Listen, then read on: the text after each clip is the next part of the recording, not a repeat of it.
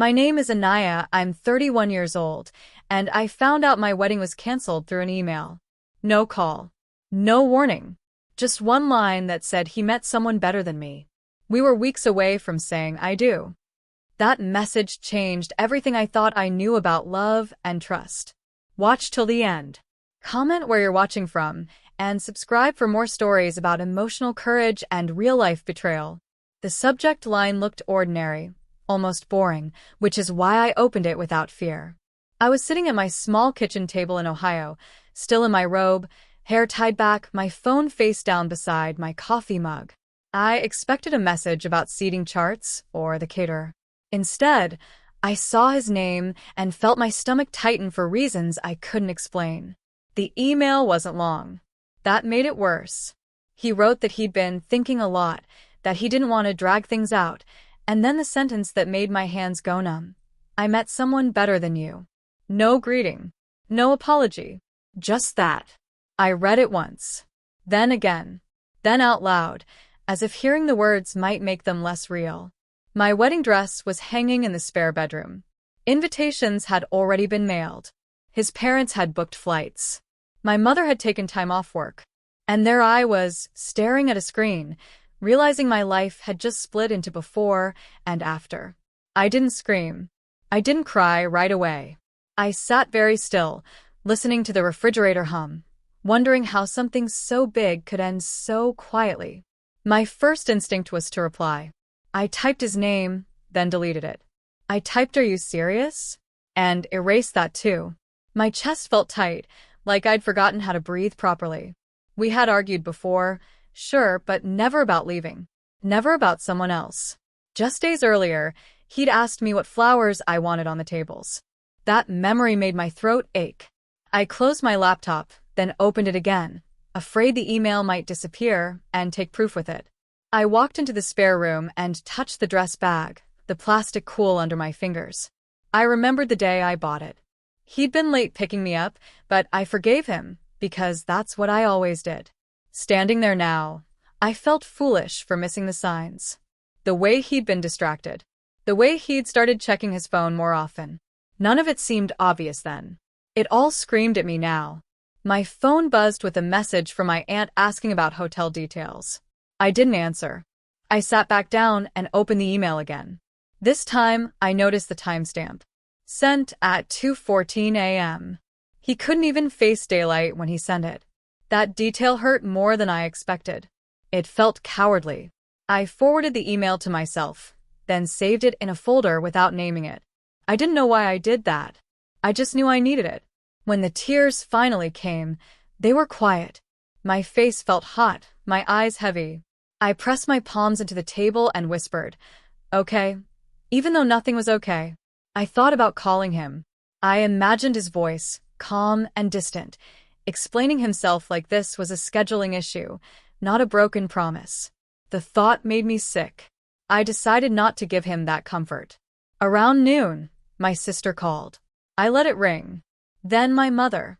I texted her that I wasn't feeling well. It wasn't a lie. I wasn't ready to say the words out loud.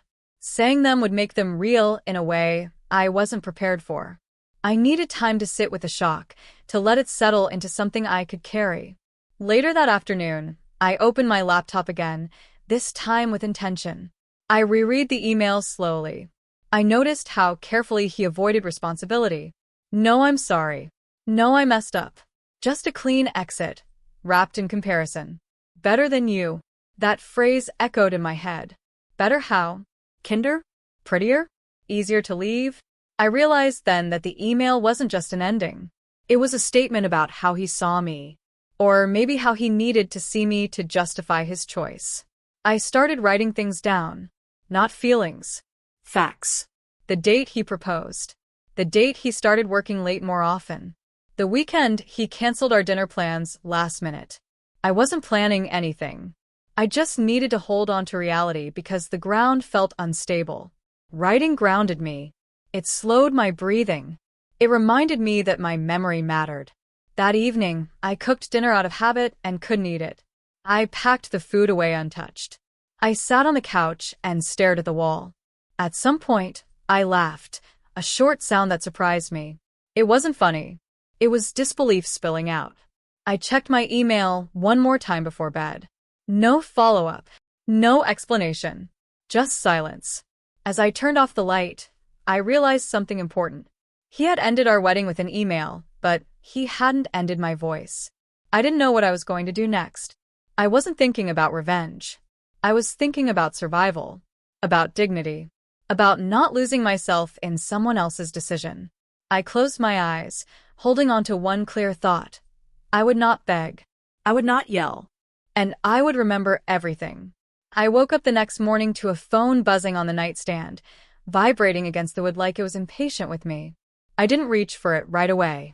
My eyes were open, staring at the ceiling, but my body felt slow, like it hadn't caught up with what my mind already knew. When I finally picked up the phone, there were missed calls, text previews, and notifications stacked one over another. I turned the screen face down again. I wasn't ready to let the world in. By mid-morning, the questions started coming from every direction. My cousin asked if the rehearsal dinner time had changed. A coworker sent a cheerful message about my big day coming up. Even the florist emailed about final confirmations. Each message felt like a small tap on a bruise. I typed polite replies that said nothing. I'll get back to you. Still figuring things out. Thanks for checking. I chose my words carefully, not because I wanted to protect him, but because I needed to protect myself. When my mother called again, I answered this time. Her voice was warm and familiar, and that almost broke me. She asked how I was feeling, if the stress was getting to me. I told her I was tired. That part was true. She didn't push. My mother has always known when to leave space. After we hung up, I sat quietly, realizing how close I'd come to saying everything. Silence, I learned, takes effort. It's not passive. It's a choice you make over and over. Later that day, I went for a walk around my block. It was early fall, the air cool enough to make me pull my sweater tighter. Neighbors waved. One stopped me to ask if I was excited. I smiled and nodded. My face felt stiff, like it belonged to someone else. Walking helped burn off some of the nervous energy buzzing in my chest. With every step, I reminded myself not to react, not to explain, not yet. That evening, my phone buzzed again. This time it was him. Just my name on the screen. No message. No follow-up. I stared at it until it stopped ringing. A few minutes later, a text came through. Can we talk? I set the phone down and walked into the kitchen, washed a dish that was already clean, then dried it slowly. I wasn't ignoring him to punish him. I was listening to myself for the first time in a long while. The next few days were a test of patience. Friends reached out, some gently, others directly. What happened? Is everything okay? He said you both decided to postpone. That last one caught my attention. I asked who told them that. They hesitated before saying his name. I thanked them and ended the call. That was the moment I realized silence wasn't just about healing. It was also about watching. I began to notice patterns in what people repeated back to me. Small differences in wording, changes in dates, stories that didn't quite line up. I didn't correct anyone. I just listened. I nodded. I asked neutral questions. When did he say that? Oh, really? I wasn't collecting gossip. I was observing how quickly a story shifts when it's not anchored to truth. At work, my focus slipped. I caught myself rereading the same email 3 times. A colleague asked if wedding planning was distracting me.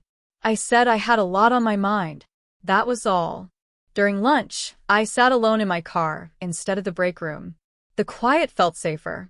In those moments, I started writing again, not in a dramatic way, just simple notes. Who called? What they said. How it differed from what someone else had heard.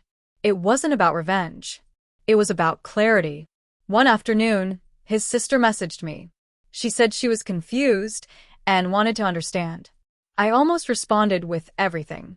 I could see the words forming, lining up behind my eyes. Instead, I typed, I need some time. She replied with a thumbs-up emoji. That small, casual response told me more than a paragraph ever could. I closed the chat and went back to my notes. There were moments when staying silent felt unbearable, like when a mutual friend suggested maybe I'd been too busy with work, or when someone hinted that relationships just run their course. Each comment felt like a quiet accusation. I wanted to correct them, to stand up for myself. But every time I felt that urge, I reminded myself that explaining too early can blur the truth. Silence keeps it sharp.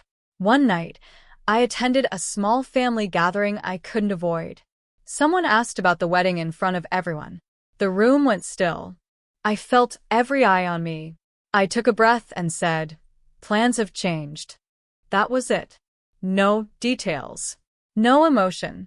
The conversation moved on, awkwardly, but it moved. Later, my aunt pulled me aside and said she admired my calm. I smiled, even though calm wasn't what I felt. It was control. Days turned into a week. The quiet around me grew heavier, but also clearer.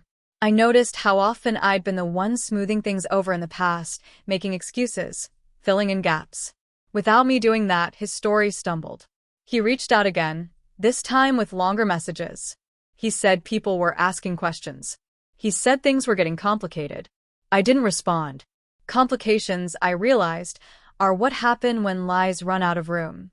One afternoon, I sat at my desk, sunlight cutting across the floor, and felt something new settle in my chest. It wasn't relief. It wasn't anger. It was steadiness. Choosing silence wasn't about disappearing. It was about letting the noise reveal itself. I understood then that I didn't owe anyone an immediate explanation. Not friends. Not family. And certainly not him. As the world kept asking questions, I kept choosing quiet. Not because I was weak, but because I was learning that sometimes the strongest thing you can do is step back and let the truth speak when it's ready. As the world kept asking questions, and I kept choosing quiet, something subtle began to change inside me. The silence stopped feeling heavy and started feeling useful. With every day I didn't rush to explain myself, my thoughts became clearer. I noticed details I had brushed aside before, moments that hadn't seemed important at the time but now stood out, sharp and undeniable. It wasn't one big realization. It was a series of small ones, lining up slowly. I started waking up earlier than usual. The house was quiet then, the kind of quiet that lets your thoughts wander without interruption. I would sit by the window with my coffee and replay conversations from the past few months. Not with anger, but with curiosity. The times he'd changed plans at the last minute. The way he'd grown impatient when I asked simple questions. Back then, I'd told myself he was stressed. Now those moments felt connected, like pieces of a picture finally fitting together. One afternoon, I met my friend Laura for a short walk. She didn't push for details, which I appreciated. As we circled the park, she mentioned running into him at the grocery store weeks before the email. He seemed distracted, she said carefully. Kept checking his phone. She looked at me, gauging my reaction. I thanked her for telling me and kept walking. Inside, something clicked. That week, he told me he was helping his brother move. I believed him without question. Later that evening, I pulled out my notebook again. I wrote down Laura's comment, then flipped back a few pages. The date matched a message I'd saved where he'd canceled dinner, saying he was exhausted. At the time, I'd responded with concern. Looking at it now, I felt a quiet sadness, not because he'd lied, but because I'd been so quick to doubt myself instead of his excuses. Patterns don't announce themselves. They show up quietly, repeating until you finally see them. I noticed how often I'd been the one to adjust my schedule. How often I'd soften my words to avoid conflict. How often he'd framed distance as maturity, silence as space. I wasn't angry yet. I was grieving the version of the relationship I thought I had. A few days later, his coworker reached out to me on social media. We weren't close, just friendly enough to exchange greetings at office events. Her message was short and awkward. She said she hoped I was doing okay, and that she hadn't realized things were so serious between him and anyone else. I read it twice, then once more. Anyone else? I thanked her and asked what she meant. She didn't reply. That unanswered message stayed with me. It wasn't proof of anything, but it added weight. I wrote it down too, noting the time and date. My notebook wasn't about building a case. It was about honoring my own memory. I had spent too long convincing myself that my instincts were wrong. Writing things down felt like giving them permission to exist. At work, I overheard two colleagues talking about him. They didn't know I was nearby. One said he seemed relieved lately. The other said he'd mentioned starting fresh. I didn't interrupt. I finished my task and walked away. In the elevator, I caught my reflection in the mirror. I looked tired, but steadier than I had in weeks. The truth was forming, not as a dramatic reveal, but as a quiet understanding. That night, he sent another message. Longer this time. He said he hated how things ended. He said he never meant to hurt me. He said he felt misunderstood. I read it slowly, noticing what wasn't there. No accountability. No acknowledgement of the timing. No mention of the email's words. I didn't reply. Instead, I saved the message in a folder and added a note beside it. Deflection. I began to see how often he'd use confusion as a shield. When confronted, he'd shift the focus. When questioned, he'd soften his tone. It wasn't cruelty. It was avoidance. Understanding that didn't make the pain disappear, but it made it make sense. And that mattered more than I expected. One weekend, I cleaned out the spare room. Not the dress yet. Just boxes of old paperwork and forgotten things. In a drawer, I found a receipt from a restaurant dated the same night he'd said he was working late. The location was across town, near his office. I sat on the floor and stared at it. I didn't cry. I felt tired. Tired of filling in gaps for someone who'd left so many. As I stood up, I realized something important. I wasn't looking for more evidence. I didn't need it. The pattern was clear. The truth had taken shape, not as a single moment, but as a steady accumulation. Each small incident, each inconsistency, had added up to a reality I could no longer ignore. I ran into his sister again, this time at a coffee shop. She looked nervous when she saw me. We exchanged polite words. She hesitated, then said, "I didn't know how to reach out." I told her she didn't have to. She sighed, like she'd been holding her breath. "Things aren't how he said they were," she admitted. I nodded. I didn't ask for details. I didn't need them. Walking home, I felt a strange sense of calm. Not peace, exactly, but acceptance. The truth didn't need to be dramatic, to be powerful. It just needed to be seen. I thought about how often I'd asked myself what I'd done wrong. How I'd replayed conversations, searching for mistakes. Now, I understood that the story wasn't about my shortcomings. It was about his choices. That evening, I sat at my desk and organized my notes. Not in anger. Not in anticipation. Just in order. Dates, messages, conversations. The act itself felt grounding. I wasn't planning to show anyone. I was reclaiming my narrative, piece by piece.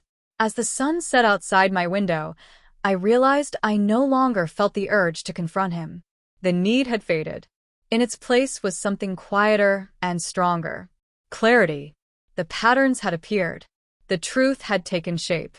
And for the first time since that email, I trusted myself completely. The evening ended with clarity settling into me like a steady breath. I didn't feel the urge to reach out. I didn't feel the need to explain myself to anyone. Instead, I felt something firmer take hold. I had spent weeks sitting with silence, then days noticing patterns. Now, without making a decision out loud, I had chosen a direction. I would stop leading with emotion. I would let facts do what feelings never could. The first time it happened was small and unplanned.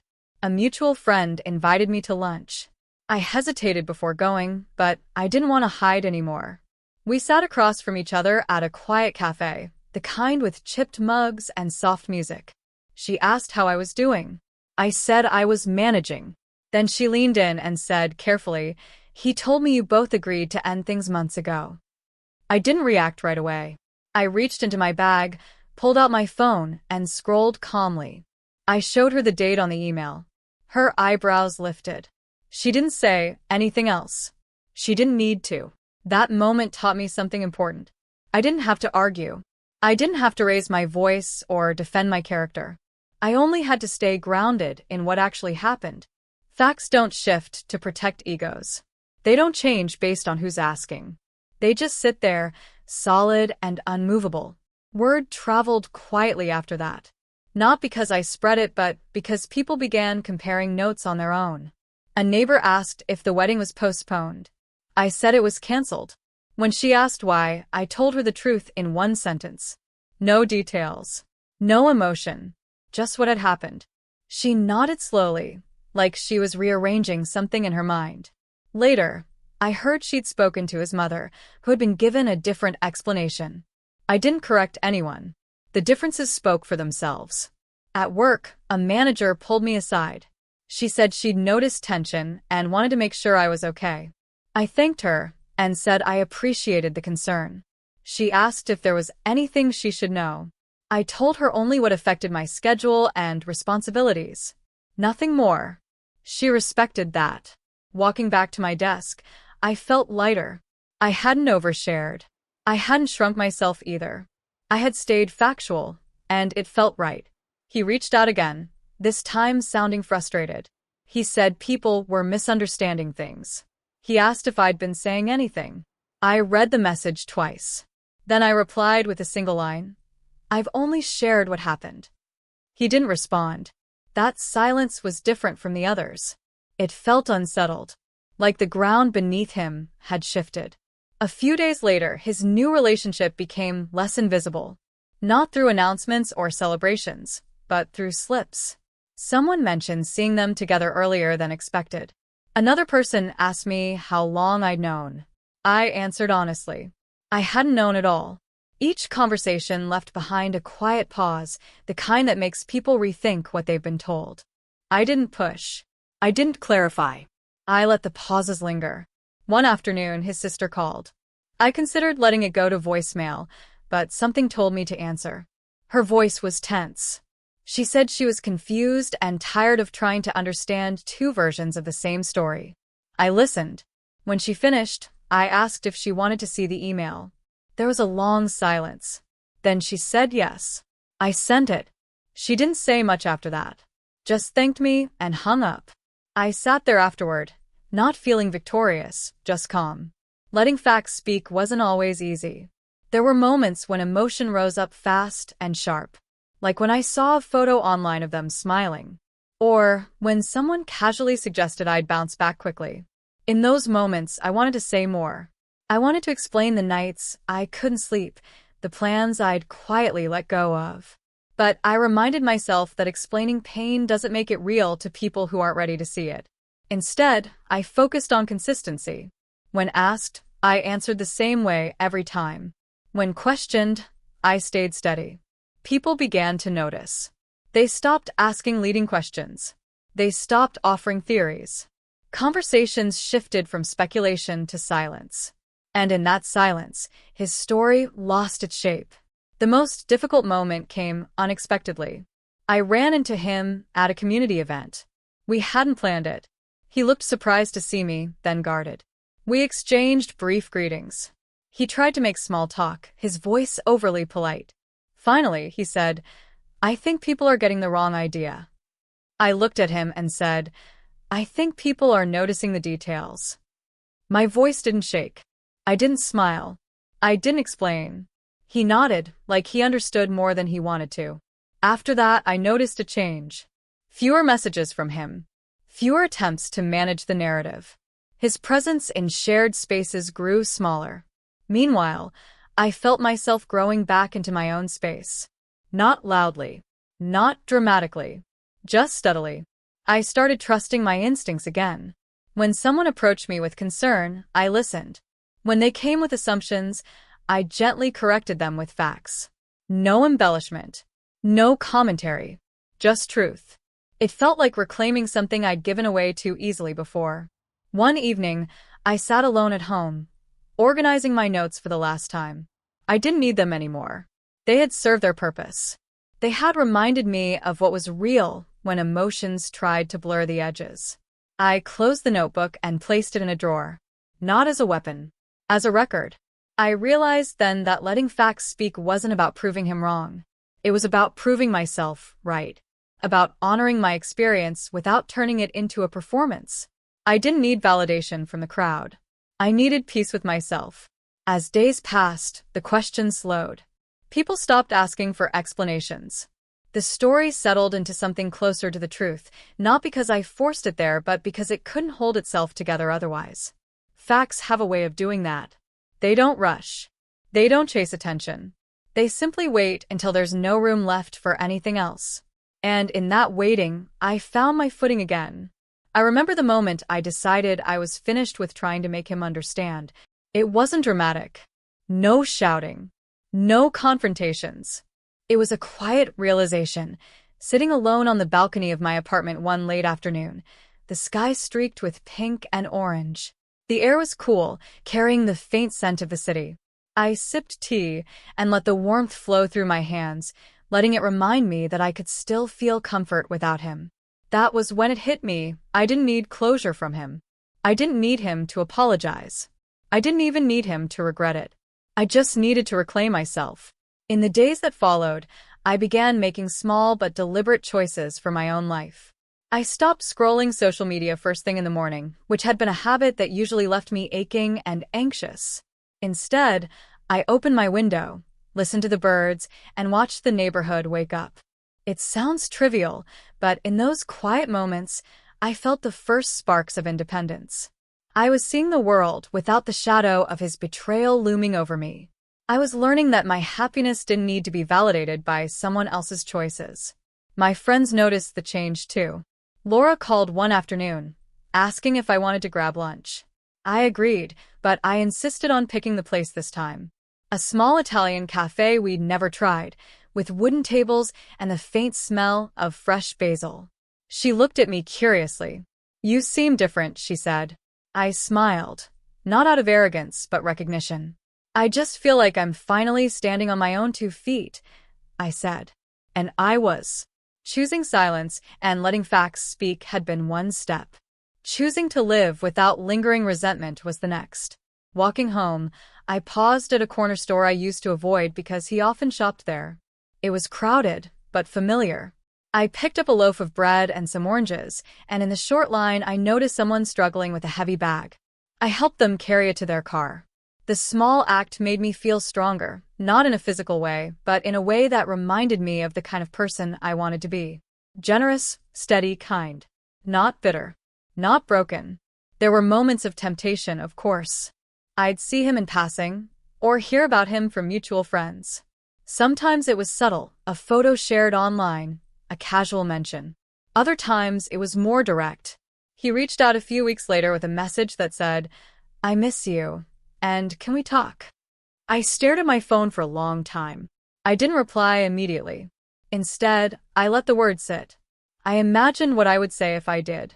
I imagined myself breaking down, asking questions, demanding explanations. But then I realized something crucial. Responding would give him the power to unsettle me again. I didn't want that power back in his hands. I deleted the message the next morning. Not out of anger, but out of clarity. Letting go doesn't mean denying feelings. It means making choices that protect your peace. I began keeping a journal again, but differently this time. No more collecting evidence or tracking lies. Instead, I wrote about mornings that felt good, meals I enjoyed, small wins at work. Every entry was a reminder that my life was mine. The betrayal had been real, yes, but it no longer defined me. One weekend, I went for a long drive. The windows were down. The wind tangled in my hair. I drove without a destination, letting the rhythm of the road soothe me. It struck me how long it had been since I'd felt completely untethered. Free. It was exhilarating and frightening all at once. But more than that, it was peaceful. There were no arguments, no explanations, no need to justify my presence in the world. For the first time in months, I felt whole. I also noticed the way my friends treated me differently. Not because they were gossiping or trying to judge me, but because they sensed my confidence returning. They began inviting me to things I used to avoid: movie nights, weekend hikes, even a small book club. I attended, not to escape my thoughts, but to engage with life again. At each gathering, I felt a quiet satisfaction. I could be present, fully, without dragging resentment into conversations or showing cracks that didn't exist. I realized this was my true revenge, not to make him regret, but to live fully while he remained constrained by his own choices. At work, I took on new responsibilities I had previously avoided. I volunteered for a project outside my comfort zone, one that required public speaking and coordination with several teams. My heart raced, not with fear, but with anticipation. I was stretching myself in ways I hadn't dared before, because now I knew that self-respect required action. It wasn't about proving anything to him or anyone else.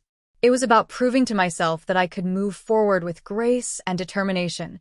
Even the small daily rituals became acts of empowerment. I started cooking meals I loved, decorating my apartment in ways that made me smile, and walking my dog without worrying about timing or approval. These mundane tasks, repeated consistently, became a grounding practice. Each one reinforced that I could nurture my life without relying on validation from the person who had left it for someone else. There was a moment one evening when my mother came to visit.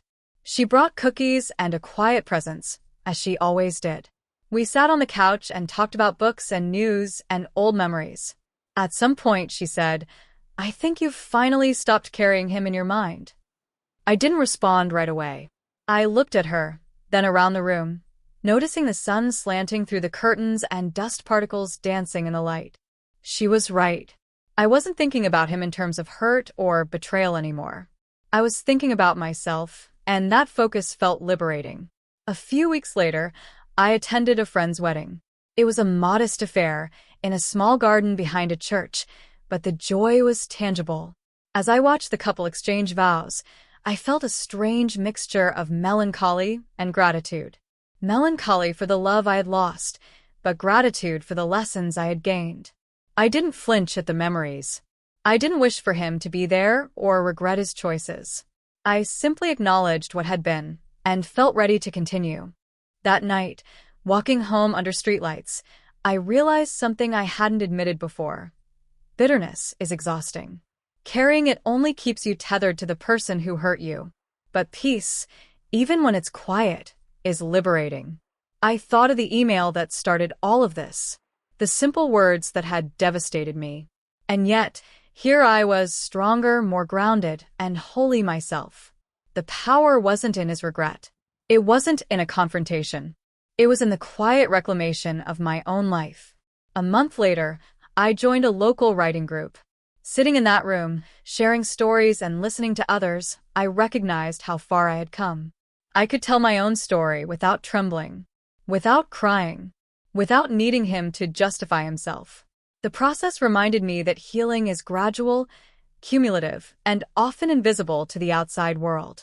But it is real, and it is lasting. I also began mentoring a younger colleague at work, someone who had recently experienced a difficult breakup. We talked about boundaries, self-respect, and the importance of documenting feelings, not to trap anyone but to understand oneself. I realized that my journey had given me tools I could share. That in itself was a form of empowerment. I was no longer just surviving. I was contributing, guiding, and creating stability for others. There were still moments when memories surfaced, nights when I imagined different endings, conversations I would never have. But instead of letting them control me, I turned them into reflection. I wrote about them in my journal, but I didn't allow them to dictate my day. I let the facts of my life, my choices, my actions, my growth, speak louder than the lingering ache of emotional betrayal. Even the simple act of walking through the park became meditative. I noticed the way leaves floated down, the laughter of children, the hum of traffic. These ordinary moments reminded me that life is more than one person's decisions. Life continues endlessly, and it is yours to shape. That realization gave me a sense of wholeness I hadn't felt in years. One evening, as I prepared dinner alone, I caught my reflection in the kitchen window. I looked tired but steady. I looked vulnerable but unafraid. I looked whole. The bitterness that had once threatened to consume me had no space left. I was free, not in a dramatic, cinematic way, but in a quiet, enduring, and deeply personal way. In the weeks that followed, I noticed that conversations about him had almost entirely stopped. People no longer asked for details. Mutual friends shared news cautiously, aware I no longer needed to defend myself. I realized that walking away whole doesn't require an audience. It requires commitment to your own peace, to your own integrity. Finally, one afternoon, I sat on the balcony again, the same way I had on that first evening of clarity. The sun was lower this time, casting long shadows across the street. I sipped tea and looked out at the city. No tension. No unanswered questions. Just me, whole, content, and ready for whatever came next, without bitterness, without looking back. The power of walking away isn't in proving a point. It's in choosing yourself, day after day, action by action, until the life you want is no longer defined by someone else's choices. I had learned that. I had lived it. And for the first time, truly, I could say I was free.